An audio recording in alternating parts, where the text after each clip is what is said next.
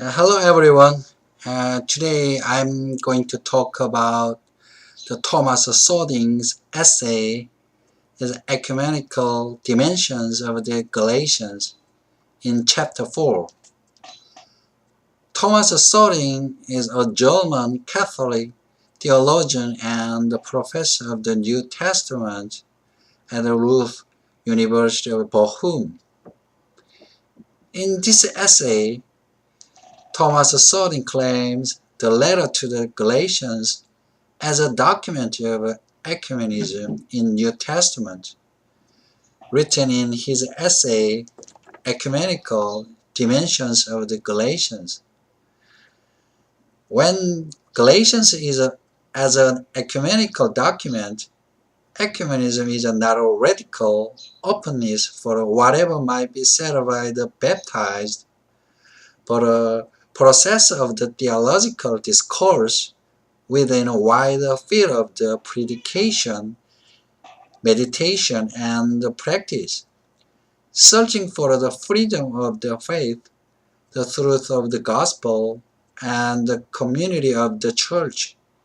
In this view, Paul wrote to the Galatians to clarify the identity of the believers, to motivate of the mission, and to deepen the unity of the church. This clarification is engaged in order not only to unite the church, but also to profile plurality of the Christian lifestyle. This plurality is an essential aspect of the ecclesial unity that constitutes a spiritual community. Starting to observe that Paul opens the personal, missionary, and ecclesial dimensions of the justification theology. Sodin claims that remembrance is the essence of the letters of the story. A first dimension of the remembrance refers to the Paul's vocation as an apostle in Galatians chapter 1 verses 13 through the 16.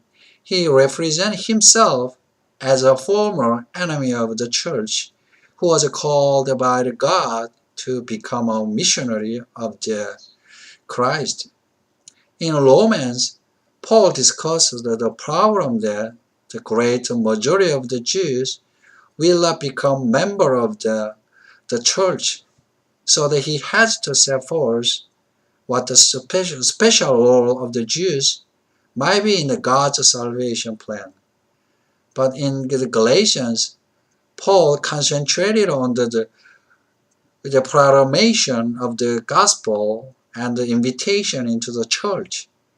His own mission to the Gentile is a part of the mission of church, which is addressed to first to the Jews. By faith, Paul is discovering himself to be beloved God.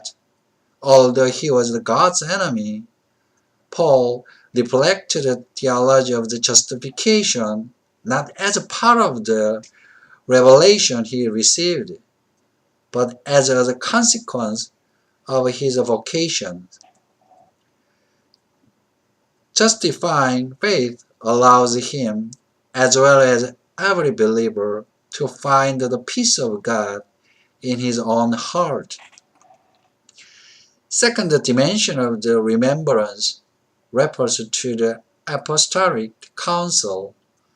For Paul, the essential agreement between Jerusalem and Antioch was the recognition of the community of the faith in a variety of missions. There is a grace that Paul was given is the vocation as apostleship for the Gentiles was recognized and accepted by the Jerusalem church. For Paul, apostolic counsel was the indispensable consequence of God's universal saying will be revealed and realized in Jesus Christ. A third dimension of the remembrance refers to the Paul's conflict with Peter, Barnabas, and all the other Jewish Christians at Antioch. This is for a unity for the church, of the church between the Jews and the Gentiles. The Jewish Christians need to respect them as brothers and sisters without any conditions. The only necessary and sufficient ground to be the church member is baptism.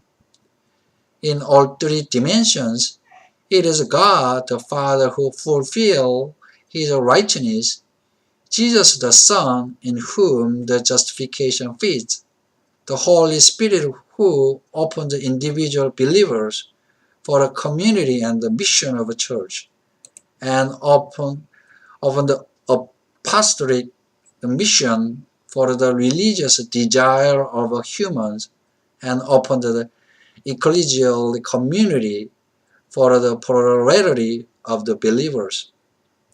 One of the strengths of the Sorting's arguments is that he discussed the essential elements of ecumenism reflected in the Galatians. In this view, Paul shows himself as a missionary of Christ in order to widen horizon of the Christianity, and he is also working as an apostle of Christ to bring together the different communities in the one church of God. Sorting emphasized that the ground of elements for the ecumenism included the personal conversion by justification, the missionary by the justification, and the unity of the ecclesial dimension of the justification. Sorting also described that Pauline theology was a crucial point in the controversies between Protestants and the Catholic theology through the history. In this limited essay, I agree with Sorting's statements, but if I say it, one weakness is that Sorting did not even describe the justification by the faith briefly. The aspect of the justification by faith is tremendously important in ecumenical movement. Perhaps Sorting seems to have the reader as the knowing it. Sorting's statements about ecumenical dimensions of the Galatians have the practical implication for the modern ecumenical movement. The movement that focused on the centrality of sanctification, or on some the post-conversion charismatic experience, or on the decisive importance of Jesus Christ. It seems the movement refused to attach to the rubric of justification. Justification is God's declaration and the implementation of his eternal will be giving sovereign assurance in divine verdict that we otherwise doomed sinners are by the faith now acquit. Sorting the view about Paul's ecumenical theology of justification with the personal, the missionary, and ecclesial dimensions of the ecumenical justification theory reflect the critical guideline to deal with today's ecumenical movement. Thank you.